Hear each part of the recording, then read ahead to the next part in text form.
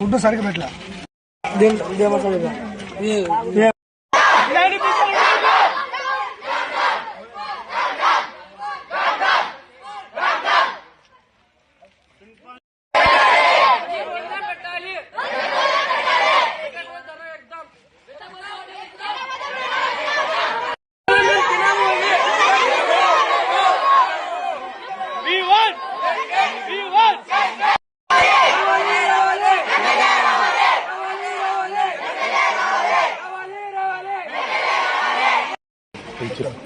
वो से खाते लेके आए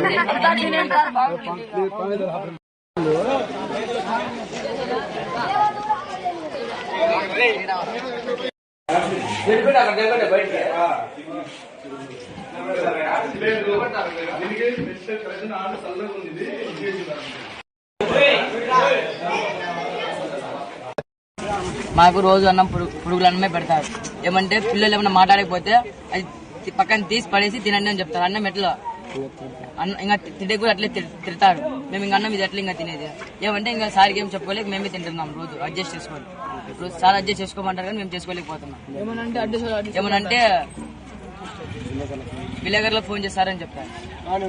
చాలా పిల్లలు చూస్తుంటే అసలు బండి కూడా కదలితో పరిస్థితులు పిల్లలు అడ్డుపడుతున్నారన్న. చాలా మంది వచ్చినారన్న, పోతున్నారన్న.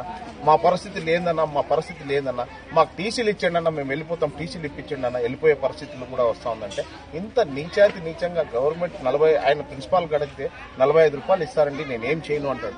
45 రూపాయలు పర్ హెడ్ ఇస్తున్నారంటే 45 రూపాయలు ఈజ్వల్ టు 171 మంది కొట్టండి, ఎంత వస్తుంది అమౌంట్ రోజు పర్ డే.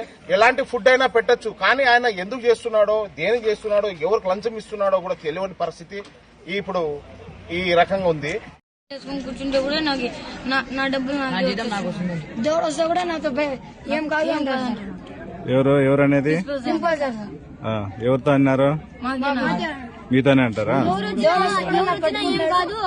నా డబ్బులు నాకే వస్తుంది. ఎవరు వచ్చినా ఏం కాదు, గమ్మున కాలు మీద కాలు వేసుకుని ఆఫీస్ లో కూర్చుంటే నాకు వచ్చేస్తుంది నా డబ్బులు.